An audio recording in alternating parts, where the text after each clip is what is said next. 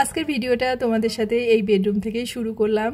আর এখন সকাল 8:30 8টা এরকমটাই আর কি বাজে। তো অনেক রোদ উঠেছে বাইরে, সে কারণে বালিশগুলোকে কভারটা চেঞ্জ করে একটু রোদ্রে দিয়ে রেখেছি। আর অনেক দিন দেখবা যে ব্যবহার করা জিনিস যদি ব্যবহার করতে করতে রেখে দেওয়া হয় তাহলে সেই জিনিসগুলো দিয়ে কিন্তু একটা মানে কেমন একটা যেন গন্ধ হয়। তো সে কারণেই বালিশগুলোকে রোদ্রে দিয়েছি।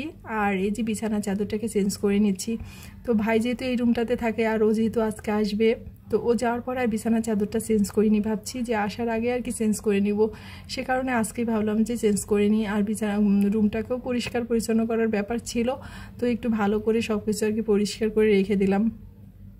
হ্যালো এভরিওয়ান, নমস্কার। কি অবস্থা, কেমন আছে সবাই? আশা করছি খুব খুব ভালো আছে সবাই। আমরাও ভালো আছি তোমাদের আশীর্বাদে, ঈশ্বরের কৃপায়।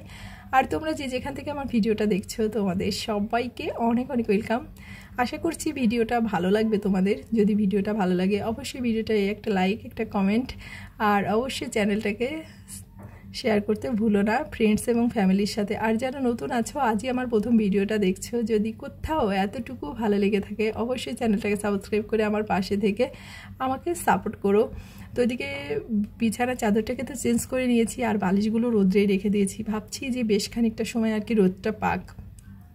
আর মাঝে মাঝে যেন এই বালিশগুলোকে রোদ্রে দিলে খুব ভালো লাগে, কিন্তু ঘুমাতে একটা অন্যরকম আরামের ঘুমটা হয়। কিন্তু অনেকদিন ধরে ব্যবহার করতে করতে বালিশগুলো কেমন যেন একটা চুপসে যায়, যে কেমন একটা যেন হয়ে যায়।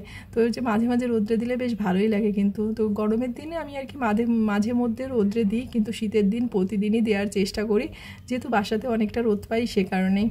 তো এই দেখো জানালার এই সাইডটা দিয়ে এত পরিমাণে রোদ আসছে, তো আমি আর কি এখানেই দিয়ে রাখছি, ওই যে চেয়ারটার উপরে আর কি বালিশগুলো দিয়ে রাখছি আর পর্দা দিয়ে আটকে রেখেছি।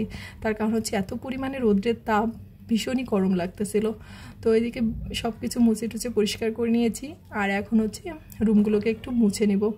আর গরমের দিন তো প্রতিদিনই রুমগুলো মুছলে কিন্তু ভালো হয়। আর শীতের দিন আমি প্রতিদিন আর কি মুছি না, এক সপ্তাহে 1 দিন 2 দিন এইভাবে মুছলেই কিন্তু হয়ে যায়। কিন্তু গরমের দিন দেখবে একটু ময়লাটা বেশি হয়। আর তার মধ্যে প্রত্যেকটা রুমে হয়েছে পিঁপড়ের বাসা। আর গরমের দিন পিঁপড়ের উৎপাতটা এত পরিমাণে বেড়ে গেছে, তো সে কারণে আসলে না মুছলে হয়ই না। তো ওই বেডরুমটাকে মুছে তারপরে চলে আসছে আমার এই যে ড্রয়িং রুমে। তো ড্রয়িং রুমটাকেও একটু মুছে টুছে পরিষ্কার করে নিলাম। আর একটু তাড়াহুড়োই করতেছি। আর আজকে সকাল থেকে এত কাজ, একটা কাজ করতেছি আর একটা কাজ চোখের সামনে এসে হাজির। আজকে সকাল থেকে কাজ করতে করতে পুরো হয়রান হয়ে গেছে, জানো না, খুবই অস্বস্তি লাগতেছিল। আর যেহেতু গরম, মাঝে মাঝে কাজ করতে না খুব ভালো লাগে, আবার মাঝে মাঝে মনে হয় দৌড় করতে ইচ্ছা করতেছে না, এরকমটা কিন্তু হয়। তো আজকে আমার তেমনটাই হচ্ছিল, অথচ আজকে কাজের পরিমাণটা বেশি ছিল। আর যেহেতু সোমবার, তো নিরামিষের দিন, তো আজকে আরও ধোয়া মাজার ব্যাপারটা আর কি বেশি ছিল। গতকাল রাত্রে আর কি সব কিছু পরিষ্কার করে রাখতে পারিনি। তার কারণ হচ্ছে যেহেতু রাত্রেবেলাও জলটা শেষ হয়ে গেছিলো, তো যেহেতু সোমবারে ধোয়া মাজার কাজ থাকে, না হলে আমি আগের দিন রাত্রি সব কিছু করে রাখি। তো আজকে সব কিছুই সকালবেলা ঘুম থেকে উঠেই আর কি শুরু হয়েছে। তো যাই হোক, এই যে প্রত্যেকটা রুম মুছে নিয়েছি, বারান্দাটাকেও ধুয়ে মুছে পরিষ্কার করে নিয়েছি। আর কিছু জিনিসপত্র ছিল সেগুলোকে গুছিয়ে নিয়েছি। আর এখন এই যে রান্নাঘরটাকে মুছলেই হয়ে যায়। তার আগে রান্নাঘরও বেশ কিছু থালা বাসন ছিল, জানো তো, তো সেগুলোকেও আর কি ধুয়ে নিয়েছি।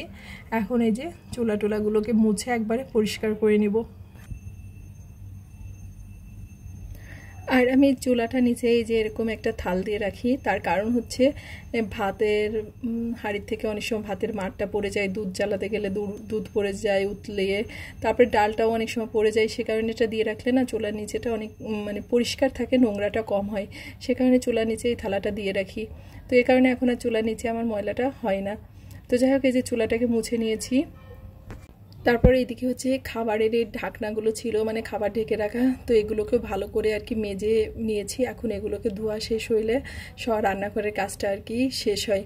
তো রান্নাঘরের কাজগুলোকে সেরে তারপর তাড়াহুড়ো করতেছি, তার কারণ হচ্ছে রান্নাটাও করতে হবে, যেহেতু ভাই আসবে। তো ভেবেছিলাম যে একবারে স্নানটা করে আসব। তো আর কি কাজ করতে করতেই ভাই আর কি ফোন দিয়েছে, আর কি ও চলে আসছে। আর তার মধ্যে দেখো এই যে বেশ কিছু জামা কাপড় ছিল সেটাকেও ভিজিয়ে রেখেছিলাম কাজ করতে করতে। তো এখন এগুলোকে ধুয়ে দিলাম। আর ওই যে শাড়িটা ছিল ওই দিন আর কি স্নান যাত্রার দিন আর কি পরেছিলাম, তো তারপর পরার পর আর কি ধোয়া ছিল না, ওইভাবে আর কি রেখে দিয়েছিলাম। তো আজকে যে শাড়িটাকেও ধুয়ে দিয়েছি। আর স্বপ্নেলের পাপার 2-1টা গেঞ্জি প্যান্ট ছিল।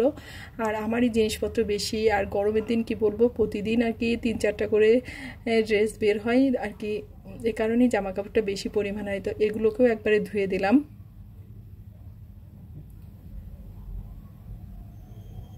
মানে সকাল থেকে একটার পর একটা কাজ করেই যাচ্ছি, কোনো রেস্টের কোনো ব্যাপার নেই। তো যাই হোক, একবারে পরিষ্কার পরিচ্ছন্ন করে তারপরে ভাবছি যে রেস্ট নেবো, তারপরে আবার সকালে রান্নাটা করব। আবার দুপুরবেলা স্বপ্নেলের হচ্ছে কোচিংটা আছে, তো ওকে নিয়েও বেরোতে হবে, সেই টেনশনটাও কাজ করে। তো সবসময় হাজারটা টেনশনই আসলে মাথার ভিতরে থাকে আমাদের।